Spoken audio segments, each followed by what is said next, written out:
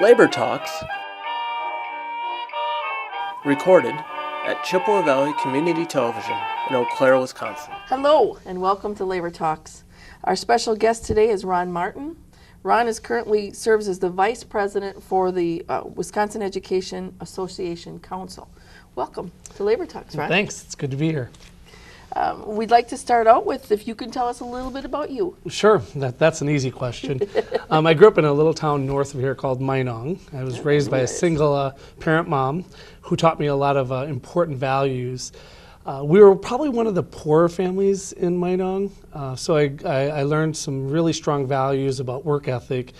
Just to give you an example of how poor our family was, our first family car was an old stock car converted by Uncle Bob. The back seat were 2 cement blocks with a 2x4 where me and my 2 brothers sat. So we were a poor family, but my mom was really active in her local support staff union for the Northwood School District, and she taught me the value of collective voice. So when I decided to go to college, I wanted to be a Lutheran pastor. But while in college here at UW Eau Claire, I had a calling to go into teaching. And for the last 21 years, I spent as a 7th and 8th grade social studies teacher in Eau Claire, served as a local building rep and the association president for the Eau Claire Association of Educators, also served as an NEA director, and now WEAC vice president. For the whole state. Excellent. Describe how your members are responding to legislation that's aimed at taking away their rights, like collective bargaining. Yeah. You know, our union is doing things differently. You know, it was pretty sad when there was all that legislation aimed at taking away our rights and attacking the workers' voice. But one of the things that we're doing that's really different is we're getting our members together and opportunities to organize and to share their voice and to share their concerns. And so for us, that's a big thing. It's really important for us to allow our members to gather and to talk, because Act 10 was just the tip of the iceberg, as you know. Just the start. Just recently, the legislature passed the worst budget ever when it comes to many things, particularly public education. It was by far the largest cuts of any state. And so what we're trying to do is minimize those cuts in our schools and the impact that it has on our students. And that's through the voice of the worker, the employee. And that's what our union is spending an awful lot of time, because we know how important public education is to our communities and to the kids that we serve. Okay. Membership organizing seems to be an important item for all of our public unions. Exactly. What steps is WEAC taking for organizing? You know, that's a really good question. Organizing isn't something new, and it's not something that we were just forced to do. As a matter of fact, prior to 2011, we were doing organizing. It's just a little bit different. We have to view it differently of how we work. For me, I get the opportunity to travel all over the state, and I get to hear members. I get to hear our members tell their stories, and that's really what we're doing and what we're looking at as we move forward, allowing our members to tell their stories and to be able to have a voice in their workplace, because their voice is so important to making sure that kids get the opportunities to succeed in school. And without that voice, there are individuals, unfortunately, who want to take away different opportunities for kids. And it's pretty sad in Wisconsin. It's sad that we're even having to combat this. But, you know, I'm excited about the opportunities moving forward. Like I said, I get to travel all over the state, and it has been fun to see our members organizing around issues that are important to them. And what message is it that they're actually trying to get across to potential members? Right. The big message and what we're really trying to share with our members and potential members is that public education and kids are the center of what we do. It's the heart of what we do as an individual, and it's why we went into the profession that we went into. And that if we can be there to help support them to become better at their craft of teaching, that's what we want to do as a union. We want to be there to support them so that they can support the kids that they work with. Are there enough students coming out of schools today that are going into teaching in Wisconsin? A sad situation here in Wisconsin. You know, I talked to a lot of my colleagues who are faculty at the different higher ed institutions in the teacher prep programs, and what they're telling me is that the numbers have dramatically dropped.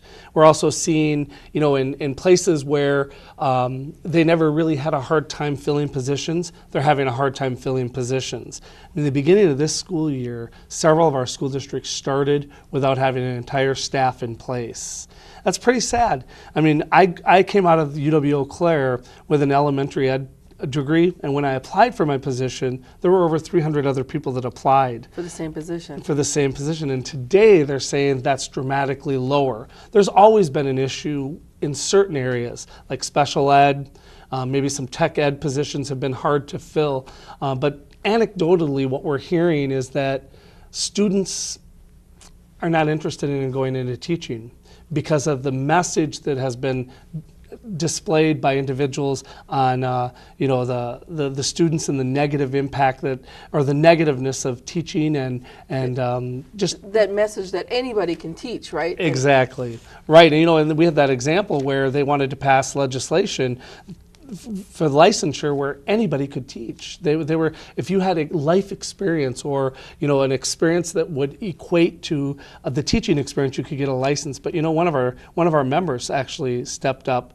and fought that. Brianna Schwabenbauer, our student president for the student component of our program of the WEAC, she stood up and she went out and got thousands, I think 42,000 signatures to fight that, and they actually dropped that. They took that right out of the omnibus bill, and it was gone. I mean, I'm sure they're going to come back with another attack on that. Try some other way to sneak it through. Exactly. But there's a lot of people that don't have the mentality that it takes to be a teacher. Exactly. There's a nurturing type thing and a wish for a child to learn. Yep.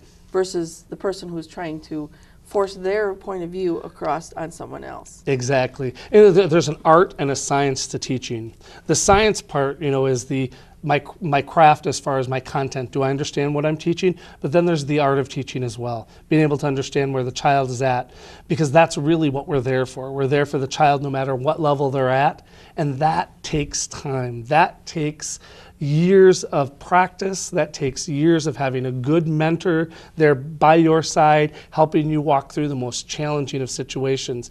Because like in any situation, we don't want any child to fail. We want every child to be successful, and that's the art of teaching, and that's the exciting part of teaching. And I think that's the part that's being taken away, but we're trying to combat that. See, where they're taking away that you are their mentor, right? You know, that listening, and I've noticed that there seems to be a harder time filling positions or getting people involved in the extracurricular type things.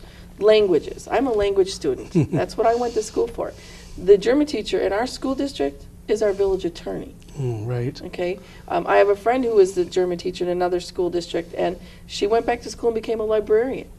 Because she said a lot of kids either don't want to take that, or that's where the funding's being cut, is arts, musics, foreign languages, home ec, different types of things like that where it's important. Yeah, there's been such an emphasis on certain areas that are important. Don't get me wrong. The areas like science, math, architect, I can't think of the right word, but the engineering, there's been such an emphasis on that we've de-emphasized some of the areas that are really important to teaching the whole child. And when we talk about the whole child, we have to take a look at the arts, music, theater, drama, foreign languages.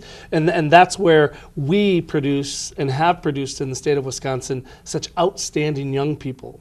And that could change. And by us defunding some of these really important programs, it's kind of scary. Well, the because more that's and more what they keeps cut, kids in school. Yeah, the more and more they cut from our schools, how thin do they expect you to spread the teachers that you have to cover those subjects? Absolutely. And if I went to school to be a foreign language teacher, I'm not the math teacher, and vice versa. Yep. Exactly. The craft of teaching is so specialized and so important that without the opportunities for educators to be able to give their best and do their all, kids lose out. kids lose out. And that's really the shame of all of this, that we have people that are making decisions that don't understand our public schools, that don't understand what it means to be a learner that comes from poverty, or a learner that comes from backgrounds that impede their learning or opportunities. And that's the sad part, because that's not the Wisconsin I grew up in. No, mine, it's yeah. not the Wisconsin I started teaching in, but hopefully we can get Wisconsin back there. Well, are there any steps that you would recommend that we do to change that? Yeah. Well, right now we're working with our student program, and we have a very active, vibrant student program on 26 different campuses throughout the state. That's not going to solve it. It's going to take a lot of cooperative effort between policymakers, those who get to make the decisions that affect what goes into teaching and how we teach, but it also involves our communities. We have to engage our communities, because the community is the heart and soul of the school. I just read an article about Solon Springs is having to make a decision. Do we close our doors, or do we, raise the tax levy? That's how important this is to many, many communities. I think about my hometown, Minong. If the public school, Northwood, were to close down, it would decimate that community. There wouldn't be much left in the community of Minong, because it is the heart and soul. Just like the schools here in Eau Claire. I look at Eau Claire Memorial Girls cross-country team. They win the state championship. How exciting that is for this community, because our public schools are so important to our communities. So working with our students, one of the things we're doing is we're working with social media.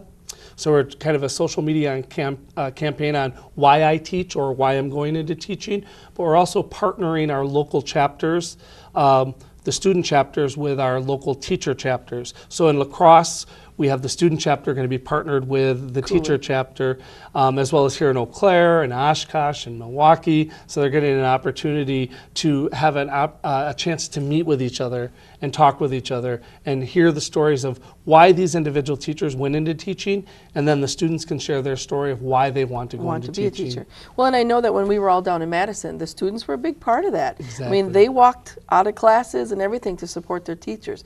And I think that's awesome, rather than seeing it the other way around, where teachers are just trying to hold us down. And Exactly. And one of the things as we organize as a union, one of the previous questions talked about organizing. When we can listen to our members and our potential members and hear their stories, that helps us to figure out how we best organize. And when we listen to the student members and what they tell us about social justice, the social justice fight, they're ready, they're gung-ho, they believe in WEAC, and they believe in what we're doing to help fight poverty, to help fight bullying, to eradicate the R word.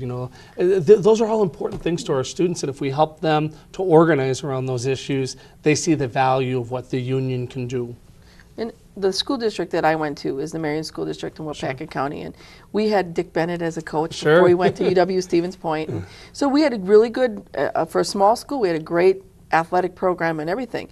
Now you've got these smaller schools districts that are being forced, like you said, to either close, cut programs, or merge with another school district, and to share for and that's got to create a really bad headache for busing and for the kids, and it restricts the number of kids who can go out for different sports. Absolutely.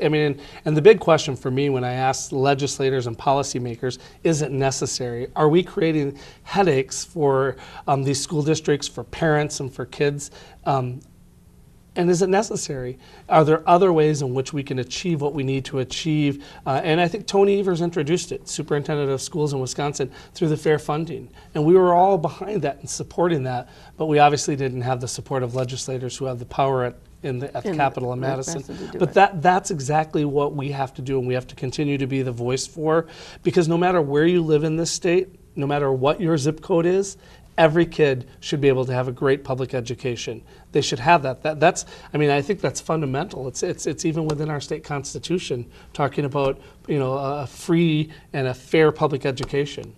And I think a lot of people don't realize that the legislation right now to take money away from the public schools, to give it to the private schools, the charter schools, they don't have to be they don't have to follow the same regulations and everything that the public schools do. And interesting, only 80% of the kids who did the open enrollment for the vouchers were already in private schools.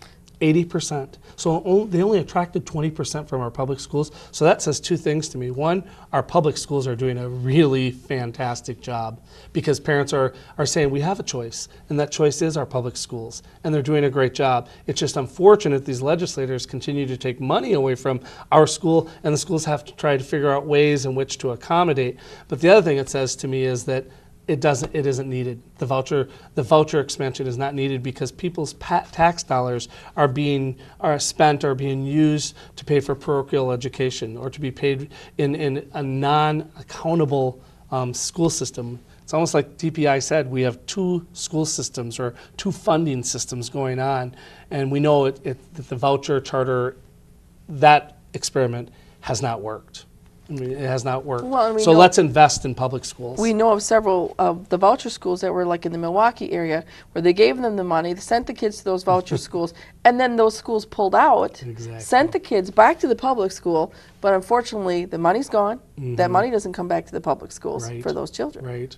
Not only the ones that close down in the middle of the night, but those that kick kids out because they don't meet the criterion. They have already taken the money and have spent it, and then they send the kids back to the public schools. And the challenge, because we know that when kids get shuffled around in the political game, it doesn't work for them, and that's the sad part. And what we believe at WEAC and our members strongly believe in is that the students are at the center of everything we do, and that a successful public school system makes a successful state. And have you seen a exodus, especially along the border, of teachers that have left here to go to a state like Minnesota that respects their teachers, respects the union? I don't have any specific data with me. I can just share with you some of the stories that I've heard. I can get that data for you at some point. But for example, in Hudson, right there on the border, they know that in order to be able to attract, keep the educators that they have, they're going to have to do things differently than what the legislature has allowed them to do through handbooks and the way they treat their employees.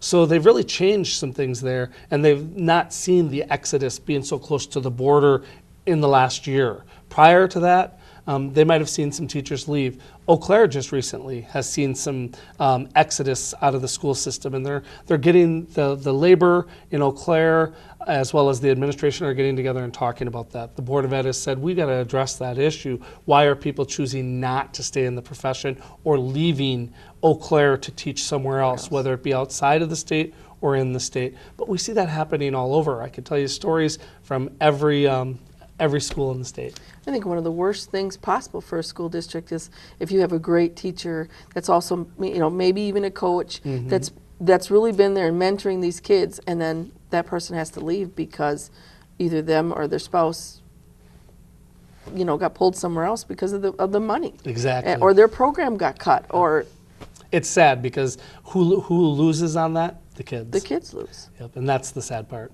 Kids lose. Kids have lost since all of these attacks on the workers' rights and our public schools. Kids lose, and simply that's not acceptable.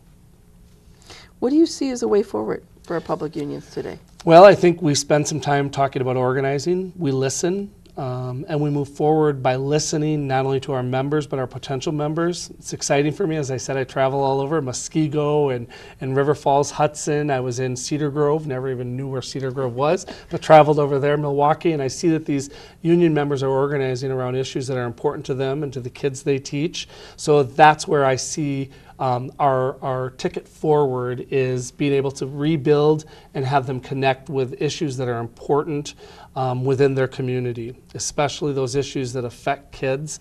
And that's where we're going to rebuild our union, and we're going to reclaim Wisconsin. Some of the other unions that we've been talking about, the disconnect between the people that are retiring and feel they don't have to fight anymore because they have what they have because they did fight.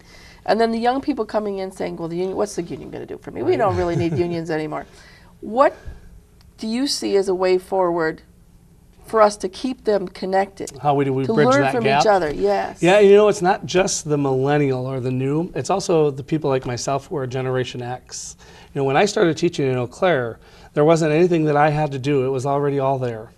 So I never was really taught the issue of how to organize around an issue because it was there. I had a contract that protected me and my rights. I had good working conditions. I had some good benefits, and I received my paycheck every 2 weeks. And so for me, even learning what it means to be able to organize has been a real growth for me as I travel all over the state. And that's going to be the key. Again, going back to that organizing around issues that are important. We know that the millennial population, our newest educators in the profession, are connected to social justice issues. So what are those social justice issues that we can connect around? Real big success in Milwaukee. They're going to continue to have this fight on their hands with the takeover of the public schools and being able to outsource those schools to private entities. But we've seen a real strong increase in Milwaukee in engaging the younger member in that fight to be able to reclaim no takeover of the Milwaukee Public Schools. They've been engaged. They've been involved. They're doing Twitter storms, and they're doing all kinds of other things that they know how to do that I'm not so good at, but that they're really good at. That's going to be one of the keys to bringing in a newer generation to the story of the union. I've noticed I've been where I'm at for 21 years, and I've noticed a real apathy in not just our generation, but especially the younger generation. Is there something that we can do in the schools to encourage kids so that they're excited? Like we were excited at 18 years old, we're going to get to go vote. Right. Is there a way that you see forward where we can maybe get that involved somehow in school? I mean, I tried telling my niece, it doesn't matter what I want. Right. Look at the issues that are important to you, see where these candidates stand on it, and go vote. Yep.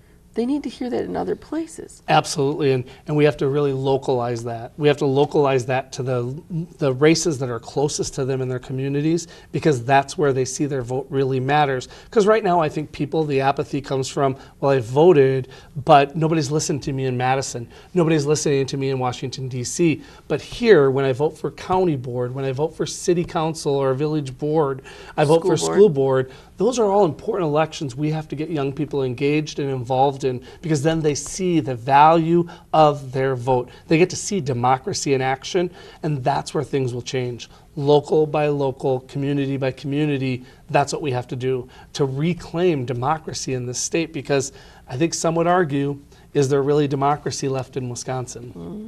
I don't think so. People are so afraid of the word socialism, and they think that that's where we're going when we do our fighting, but that's not the way I see it. Yeah, exactly. Now, I know that you're running for president for Wisconsin's WEAC. Would you like to add anything about? Well, I'm excited about the opportunity, as we've mentioned all along, that my calling to be a teacher was rooted in inspiring young people to achieve. And that's really what I want to do as president of WEAC. I want to inspire educators, no matter if you're a teacher or a support staff or are retired or students, that we got to continue to move forward and continue to put the student at the center of everything that we do. And so for me, that's an opportunity. And that's why I'm choosing to run for the WEAC president position. Excellent. Well, we wish you all the best in that race, too. Well, I'm excited. As the secretary of the Labor Council, I can say that we need all of our locals working together. And WEAC Region 1 has been excellent in that we've got a couple of really good delegates that have come over to the Labor Council. We certainly could use one from Eau Claire. And across the state, we could use them. So, I mean, I'm going to put a plug in for that.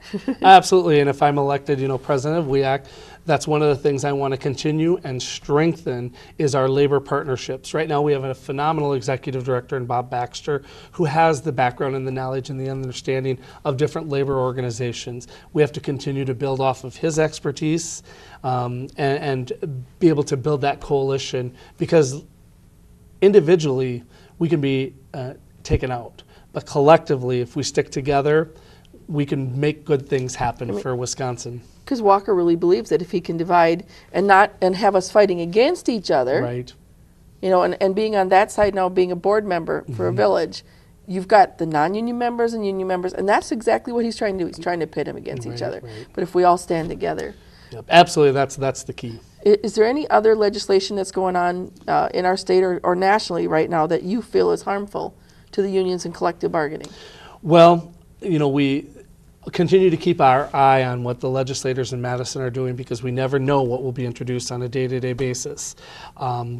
There's been some things with the civil service that we know affect more so our brothers and sisters in the labor and doesn't affect us as much, but we're going to continue to watch that.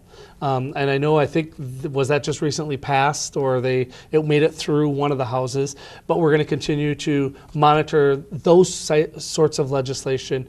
The WRS, some of the bills that are coming up are just in committee right now, but we're keeping an eye on them, as well as the referendum and the issue on the referendum and school districts being restricted as to when and how many times they can conduct a referendum. Those are all things we're going to keep an eye on and continue to work with our labor partners and support each other in whatever way we can to stop some of this horrible stuff that's happening. And as you said, you were a social studies teacher, and we know that in Wisconsin, Labor History Society has a big play and has helped get legislation passed that labor history is supposed to be taught in our schools. Right. And somebody recommended that during one of those classes to maybe have an area organizer or an area officer come in to speak to the students. Sure.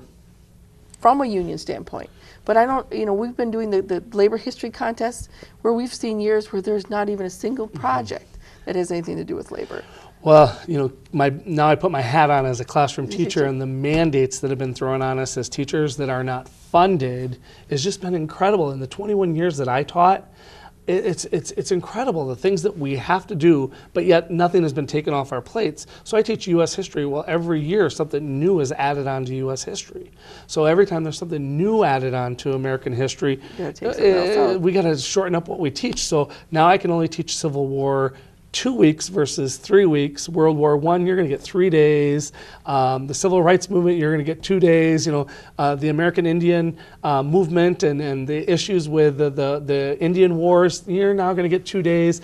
So it's hard. So I think any support we can provide to our schools and to the teachers that teach these particular subjects, I think is important.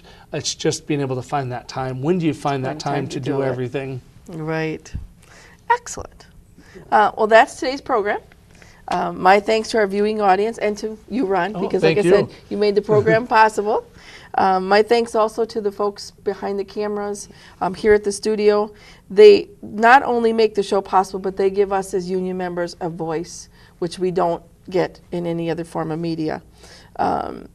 A final note, Labor Talks is on channel 993. It is aired twice a week. You can also go to your favorite search engine, like I like Google, but you can go to favorite search engine and put in Labor Talks or CVC TV, and you should be able to pull up Labor Talks and even some of the ones that were earlier. And go ahead and listen to a couple different ones, and we thank you all for participating today.